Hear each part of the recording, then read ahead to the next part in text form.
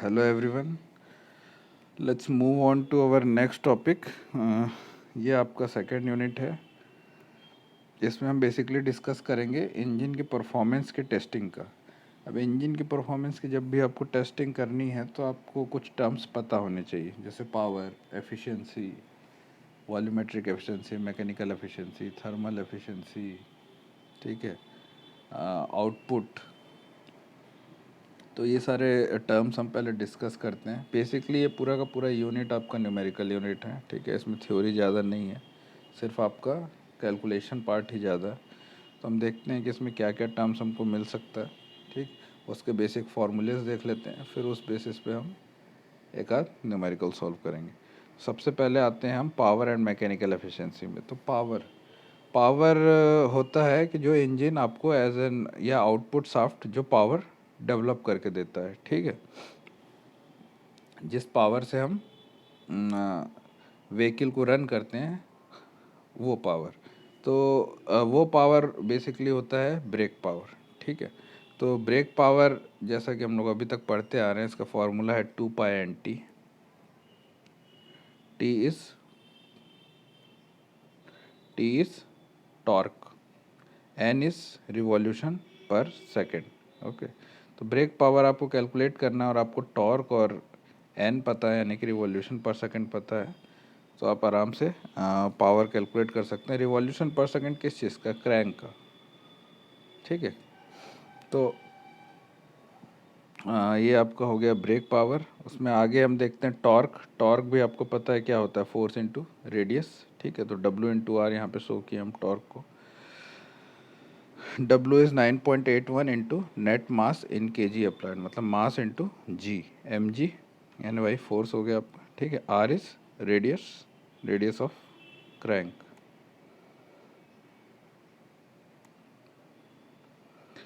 अब जो total power developed होता है फ्यूल के कंबशन से, वो ब्रेक पावर से थोड़ा ज़्यादा होता है. ब्रेक पावर तो वो पावर है जो आपको मिलता है जिससे इंजन रन करता है, लेकिन जो डेवलप होता है एक्चुअल में फ्यूल के कंबशन से, वो थोड़ा ब्रेक पावर से ज़्यादा होता है.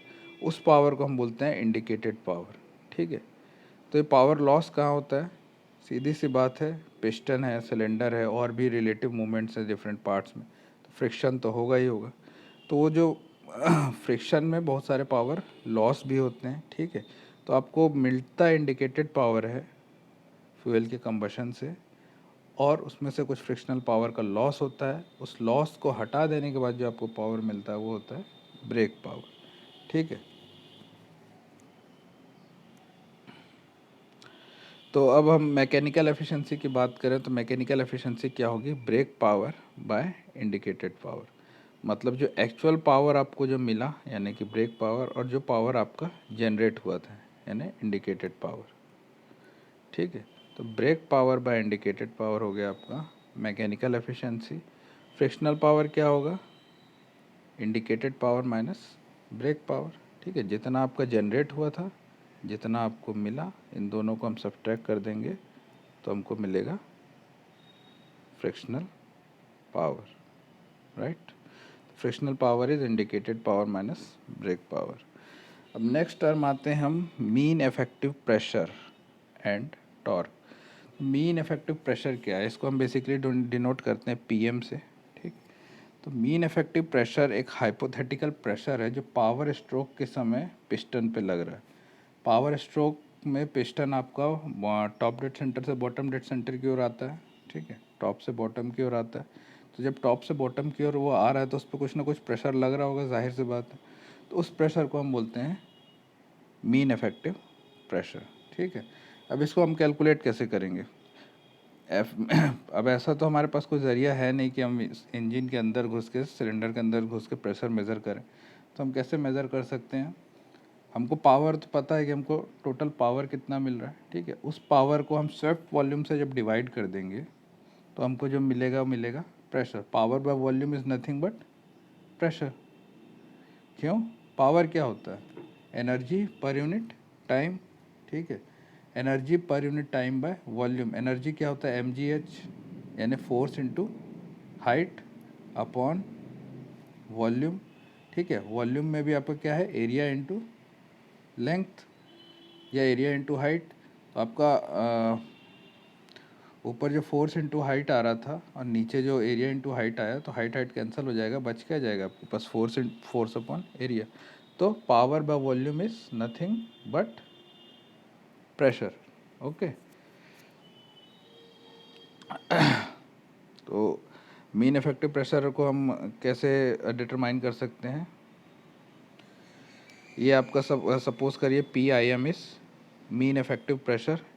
यहाँ पे हमने आई यूज़ किया, आई का मतलब हो गया इंडिकेटेड मीन इफेक्टिव प्रेशर। जब हम इंडिकेटेड पावर से स्वेप्ट वॉल्यूम को डिवाइड करेंगे, आपका इंडिकेटेड मीन इफेक्टिव प्रेशर आ जाएगा। जब हम ब्रेक पावर से स्वेप्ट वॉल्यूम को डिवाइड करेंगे तो क्या आ जाएगा आपके पास, ब्रेक मीन इफेक्टिव प्रेशर। तो यहाँ आई की जगह हम अगर बी लिख देते हैं तो ये हो जाएगा ब्रेक मीन इफेक्टिव प्रेशर, और यहाँ इंडिकेटेड पावर की जगह हम लिख देंगे ब्रेक पावर। तो फिलहाल इंडिकेटेड मीन इफेक्टिव प्रेशर में हम indicated power divided by swept volume. Indicated power bye swept volume क्या होता है, एल इंटू ए। ठीक है, तो एल इंटू ए आपका हो गया स्वेप्ट वॉल्यूम। अब सपोज करो कि एक सिलेंडर नहीं है, बेसिकली कोई भी इंजन होता है उसमें फोर सिलेंडर इंजन होता है, 6 सिलेंडर इंजन होता है। ठीक है, तो ऐसे 4 इंजन लगे होते हैं, एक सिलेंडर में 4 पिस्टन सिलेंडर अरेंजमेंट होते हैं, तो 4 सिलेंडर इंजन बोलते हैं। अगर 6 सिलेंडर लगे हुए हैं तो 6 सिलेंडर इंजन। तो आपका एल इंटू ए तो आ गया एक सिलेंडर का स्वेप्ट वॉल्यूम। अब सपोज करो कि ये 4 सिलेंडर इंजन है, तो हमको उसको 4 से मल्टीप्लाई करना पड़ेगा, एक सिलेंडर का एल इंटू ए इंटू 4। ठीक है, तो ये के डिनोट कर रहा है नंबर ऑफ सिलेंडर्स, राइट। तो अगर 4 सिलेंडर इंजन है तो के की जगह 4 हो जाएगा, तो एल इंटू ए इंटू 4। ठीक, या L into A into K, ये आपका आ गया swept volume of number of cylinder, जितने भी सिलेंडर्स हैं।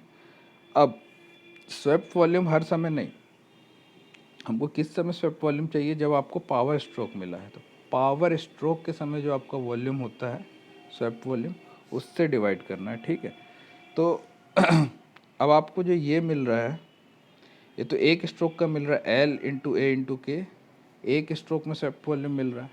लेकिन एक सेकेंड में एक ही तो पावर स्ट्रोक नहीं होगा, बहुत सारे पावर स्ट्रोक होंगे। हर सेकेंड बहुत सारे पावर स्ट्रोक हो रहे हैं ना, एक ही स्ट्रोक तो हो नहीं रहा है। तो हमको टोटल स्ट्रोक का स्वेप्ट वॉल्यूम चाहिए। ये कैसे निकलेगा, ये निकलता है हम जब इसको n से मल्टीप्लाई करते हैं। n क्या है, रिवॉल्यूशन पर सेकेंड। ठीक है, तो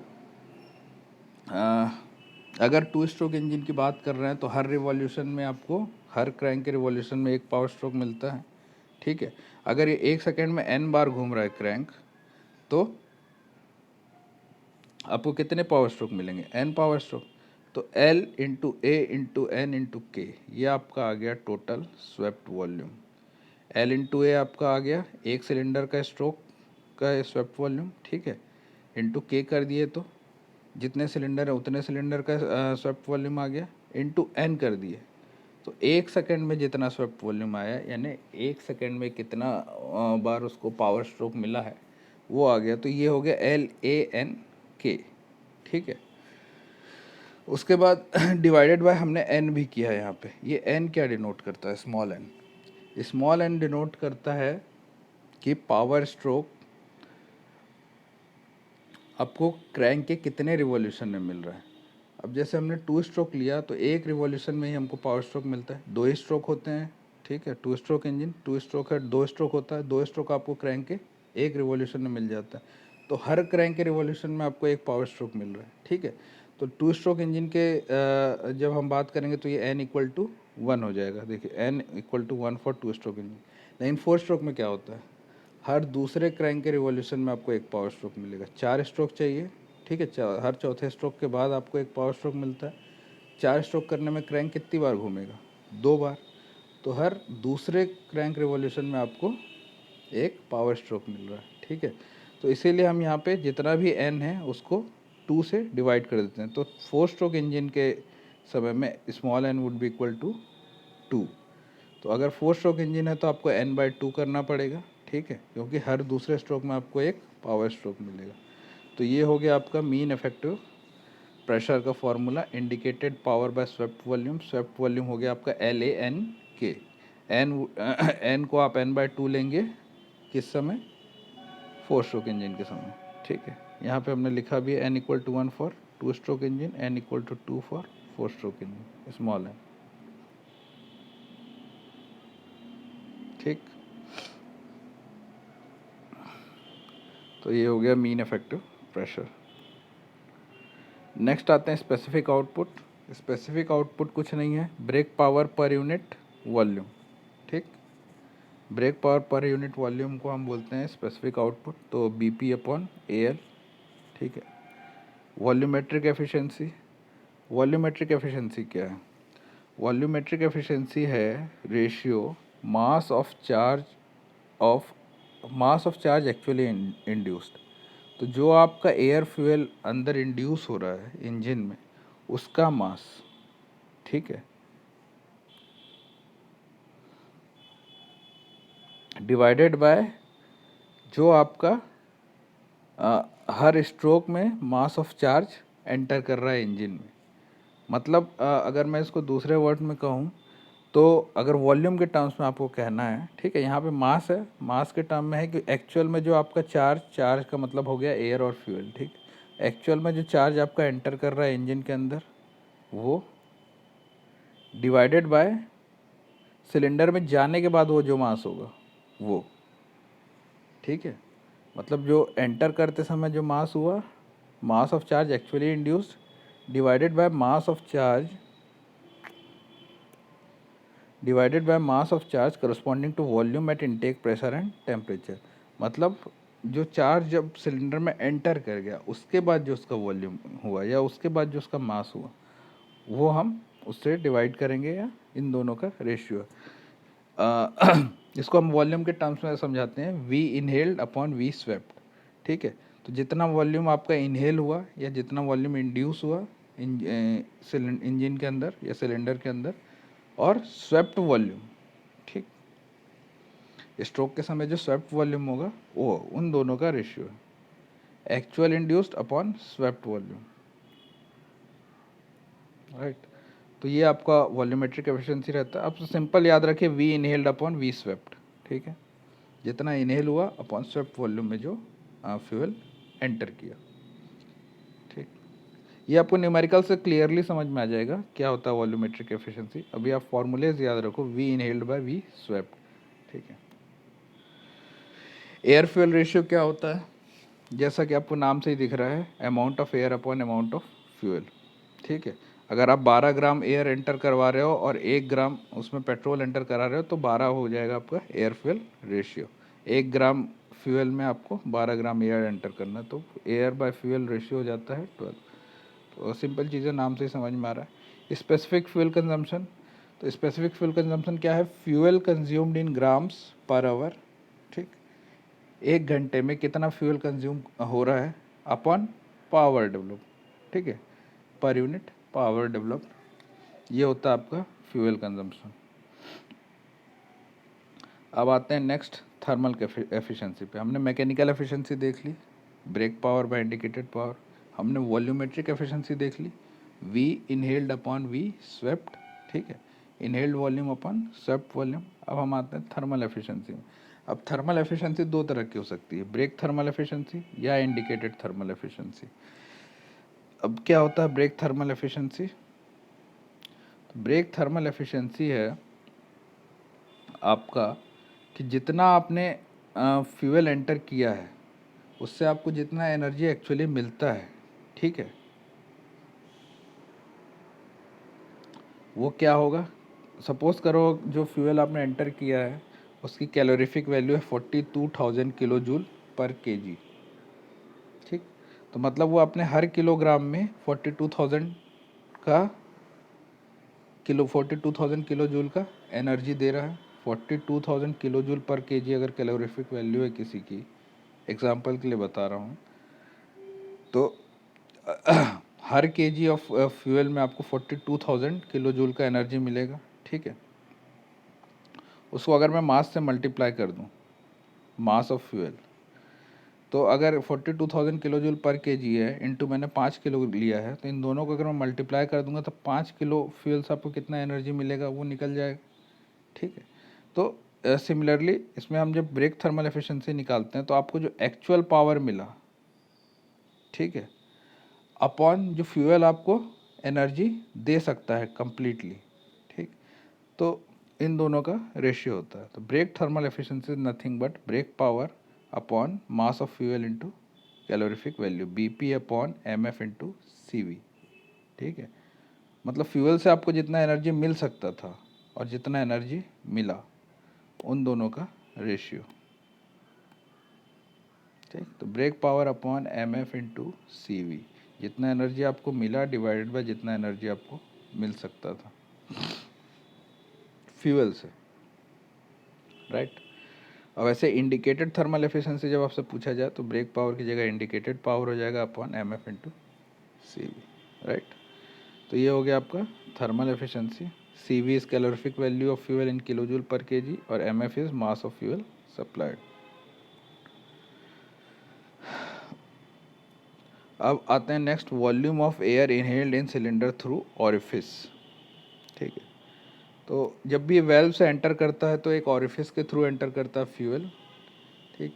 तो अगर आपको वो वॉल्यूम निकालना है कि फ्यूल और एयर, तो जब भी आपको वॉल्यूम निकालना है कि कितना चार्ज आपका एंटर कर रहा है, तो उसके लिए आपने ऑरिफिस का फॉर्मूला पढ़ा होगा कि वी आउटलेट कितना होता है, ऑरिफिस से निकलते समय उस चीज़ का वॉल्यूम कितना होता है। तो आप ये फॉर्मूला याद रखिए वी इनहेल्ड का, ठीक है।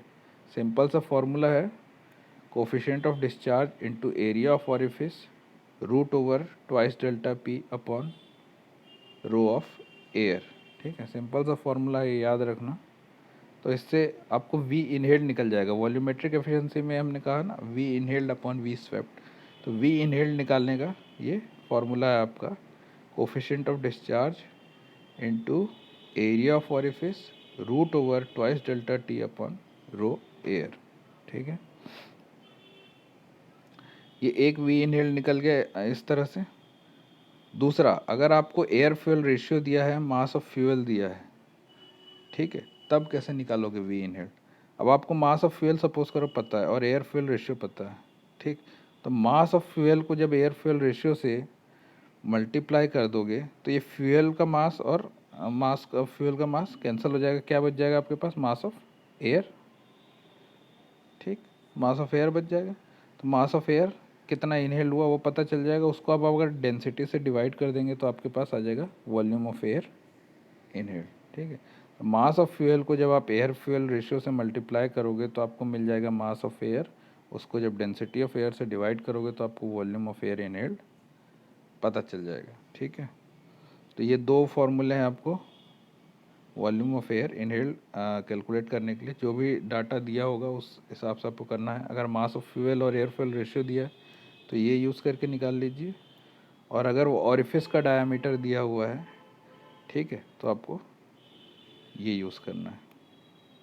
ऑरिफिस का डाया मतलब एरिया ऑफ ऑरिफिस दिया हुआ है, कोफिशिएंट ऑफ डिस्चार्ज दिया हुआ है, ठीक है, और चेंज इन प्रेशर दिया हुआ है ऑरिफिस पे, तो आपको ये फार्मूला यूज़ करके एयर इनहेल्ड निकालना है।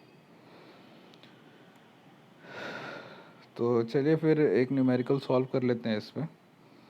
क्वेश्चन देखते हैं, air flow to a 4 cylinder 4 stroke petrol engine. तो 4 स्ट्रोक है और 4 सिलेंडर है, मतलब के की वैल्यू हो गई आपकी 4 और स्मॉल एन की वैल्यू हो गई 2, जैसा हमने डिस्कस किया था। चलो आगे आते हैं, क्वेश्चन में पता चल जाएगा। Petrol is measured by means of 7.5 centimetre dia sharp edge orifice. तो ऑरिफिस का डाया दिया है, सी डी यानी कोफिशिएंट ऑफ डिस्चार्ज दिया है। During a test on the engine following data were recorded. तो एक टेस्ट के दौरान ये सब पता चला। बोर का मतलब होता है आपके पिस्टन का डायमीटर, ठीक है। तो बोर आपका 11 सेंटीमीटर दिया हुआ है। स्ट्रोक 13 सेंटीमीटर दिया हुआ है। स्ट्रोक यानी एल, ठीक है। स्ट्रोक आप समझ ही गए क्या होता है, तो 13 सेंटीमीटर का इसका स्ट्रोक है। इंजन का स्पीड दिया हुआ है रिवॉल्यूशन पर मिनट में 2250 रिवॉल्यूशन पर मिनट, ठीक है, यानी आपको कैपिटल एन दिया हुआ है ये।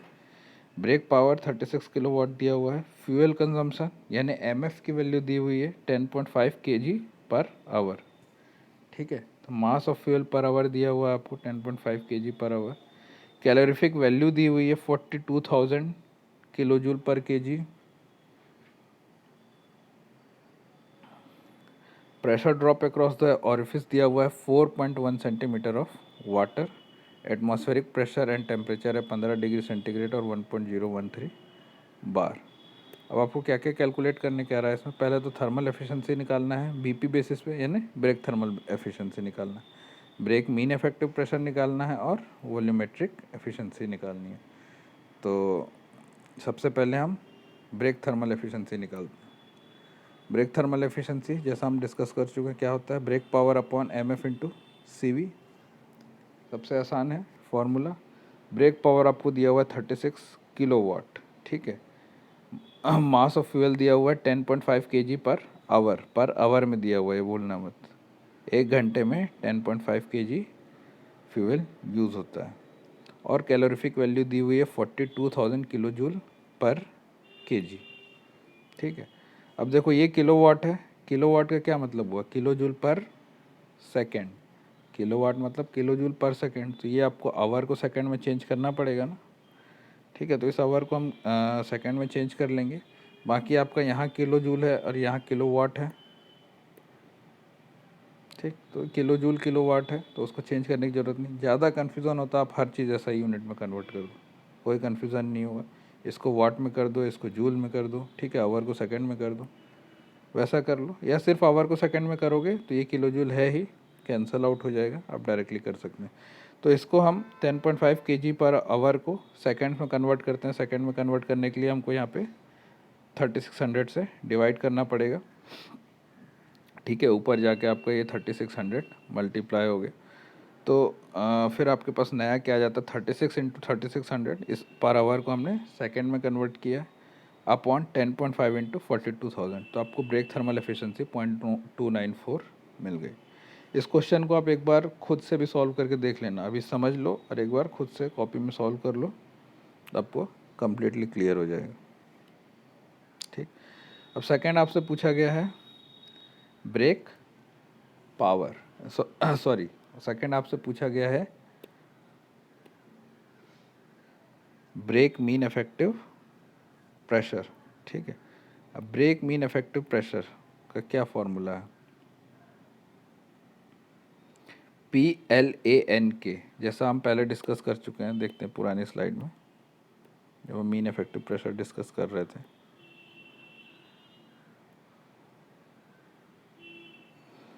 Mean effective pressure indicated power bye LAN, ठीक है। अब ये LAN को मैं इस तरफ लेके जाता हूँ तो आपका indicated power will be equal to, indicated power would be equal to mean effective pressure into ALN upon N, ठीक है। तो इसको रीअरेंज किए हैं। अब इसको याद करने का सबसे अच्छा तरीका प्लैंक याद रखना, PLAN, प्लैंक, ठीक। इजी फार्मूला हो गया प्लैंक, बस आपको प्लैंक याद रखना। तो अब वही फार्मूला हम यूज़ करते हैं सेकेंड पॉइंट निकालने के लिए। तो brake power would be equal to plank PLAN, ठीक। तो वही हमने लिख दिया यहाँ पे PLAN। Small n is nothing but 2, क्योंकि 4 स्ट्रोक इंजन है। K नंबर ऑफ सिलेंडर है, ये 4 सिलेंडर इंजन है तो K 4 हो गया। स्मॉल n को हम 2 लेंगे क्योंकि 4 स्ट्रोक इंजन है। बाकी आपके पास ब्रेक पावर है ही 36 kilowatt. Brake mean effective pressure आपको कैलकुलेट करना है। L लेंथ ऑफ स्ट्रोक दिया हुआ था 13 सेंटीमीटर, A बोर दिया हुआ है, ठीक है। तो π/4 d स्क्वायर से A निकल जाएगा। N रिवॉल्यूशन पर मिनट में दिया हुआ आपको, इसलिए 22,250 चलो रिवॉल्यूशन पर मिनट, ठीक है, डिवाइडेड बाय 2 क्योंकि 4 स्ट्रोक इंजन है, इनटू नंबर ऑफ सिलेंडर्स 4। अब आप यूनिट्स मैनेज कर लीजिए, सब कुछ को हम ऐसा ही यूनिट में कन्वर्ट कर देते हैं। 36 किलोवाट को मैंने 36,000 कर दिया, वाट में कन्वर्ट हो गया। P मतलब ब्रेक मीन इफेक्टिव प्रेशर अभी कैलकुलेट करना है। सेंटीमीटर को मीटर में कर दिए, 0.13 हो गया। यहाँ भी सेंटीमीटर मीटर में कर दिए, 0.11 हो गया, ठीक है। π/4 d स्क्वायर। रिवॉल्यूशन पर मिनट है, हमको किस में चाहिए, रिवॉल्यूशन पर सेकेंड में। क्यों, क्योंकि पावर आपका किलो जूल पर सेकंड में, तो हर चीज़ आपका पर सेकंड में ही होना चाहिए, ठीक है। तो इसको हमने सेकंड में कन्वर्ट कर लिया 2250/60 करके, ठीक है, 2 × 4। अब इसको कैलकुलेट करोगे रीअरेंज करके तो आपको आ जाएगा, कैलकुलेट कर लेना आप लोग भी, प्रेशर आ जाएगा 388,528.278 पास्कल। बार में लिखें तो हमारा आ जाएगा 3.8 बार। क्यों? एक बार इक्वल्स टू 10⁵ पास्कल होता है, सबको पता है। तो कन्वर्ट करेंगे तो ये आपको बार में आ जाएगा ब्रेक मीन इफेक्टिव प्रेशर। यहाँ तक क्लियर है? ठीक। अब नेक्स्ट आपसे पूछा जा रहा है वॉल्यूमेट्रिक एफिशिएंसी। वॉल्यूमेट्रिक एफिशिएंसी का फॉर्मूला हमने देखा we inhaled upon V swept volume. We inhaled का फॉर्मूला हमने देखा CD into A root over twice delta P upon rho air. Coefficient of discharge आपको दिया हुआ है 0.6। Area π/4 D square. Diameter of the orifice आपको दिया हुआ था 7.5 सेंटीमीटर, 0.075 मीटर में कन्वर्ट कर दिए। π/4 डी स्क्वायर एरिया हो गया ट्वाइस डेल्टा पी। अब प्रेशर ड्रॉप आपको निकालना है। प्रेशर ड्रॉप देखो क्वेश्चन में क्या दिया हुआ है।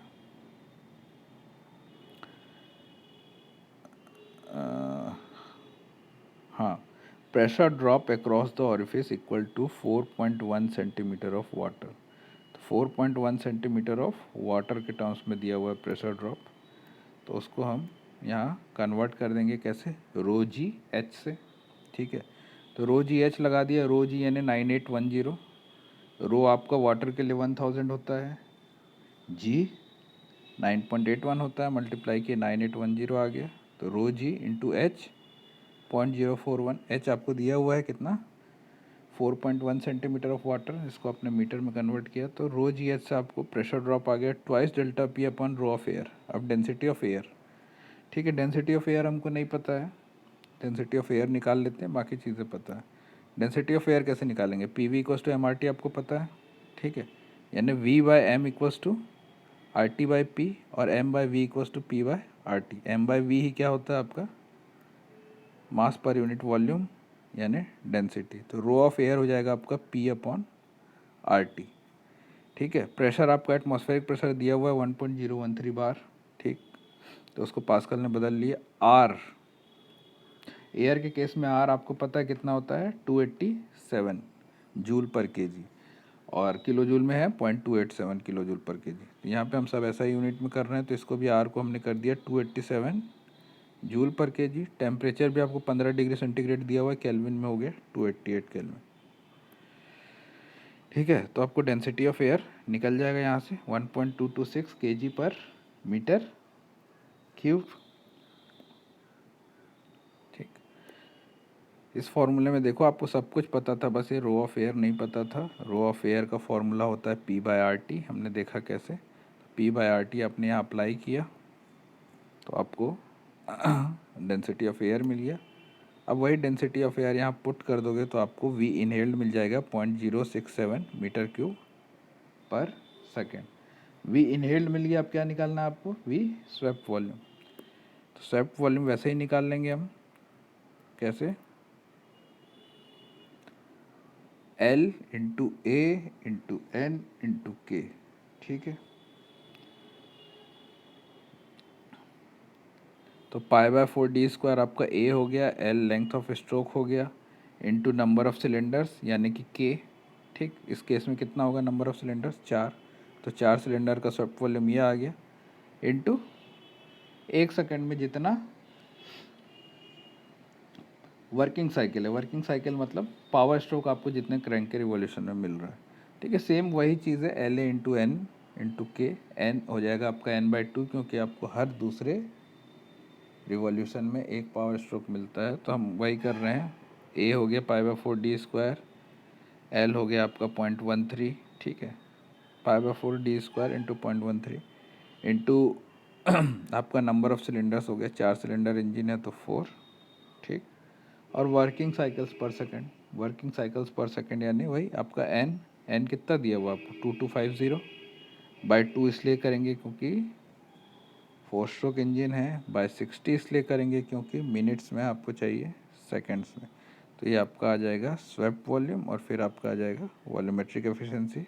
दोनों को डिवाइड करोगे आप V inhaled upon V swept, तो वॉल्यूमेट्रिक एफिशिएंसी आ जाएगा। ठीक है, ये थोड़ा सा हो सकता है आंसर गलत हो, राइट, आप चेक कर लेना इसको। आंसर इसलिए गलत होगा क्योंकि यहाँ पे 0.0832 मैंने लिया है वी इनहेल्ड, हमारा आया था 0.067। ठीक है, तो ये इसलिए आंसर गलत होगा, बट आप समझ गए।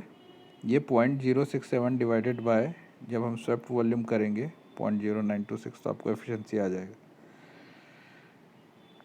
तो ये थोड़ा और कम आएगा, 0.6 के अराउंड आना चाहिए, एक बार कैलकुलेट करके देख लेना। तो आई होप समझ में आ गया होगा। नहीं समझ में आया तो एक दो बार और देख लो वीडियो, क्वेश्चन सॉल्व करके देखो, समझ में आ जाएगा। जब तक सॉल्व नहीं होता ट्राई करते रहो, उसके बाद आपको समझ में आ ही जाएगा, 2-3 बार सॉल्व करोगे तो जैसा मैंने बताया था 50% सिलेबस आपका जो गेट का है पिछले यूनिट से था। अब बाकी 50% इन्हीं चारों पांचों फार्मूला जो मैंने आपको बताया अभी उसमें कवर हो जाता है। तो टोटल गेट का पोर्शन आपको कवर हो गया। एक मोस्ट छोटा सा टॉपिक बचा हुआ है, वो नेक्स्ट क्लास में मैं बता दूंगा। तो गेट में जितना पूछा जाता है उतना काम हो गया है हमारा, बाकी हम सिलेबस के हिसाब से आगे कंटिन्यू करते रहेंगे। ठीक है, तो इसको एक बार अच्छे से देख लीजिएगा। ये क्वेश्चन अच्छे से सॉल्व हो जाना चाहिए आपसे। ठीक, फार्मूलेस देख लो, ज़्यादा फार्मूला नहीं है। फार्मूला आपको यही प्लैंक याद रखना है, PLAN के। किसके लिए है ये? ब्रेक पावर का फार्मूला है। Brake power equals to PLAN K. P क्या है? Mean indicative pressure.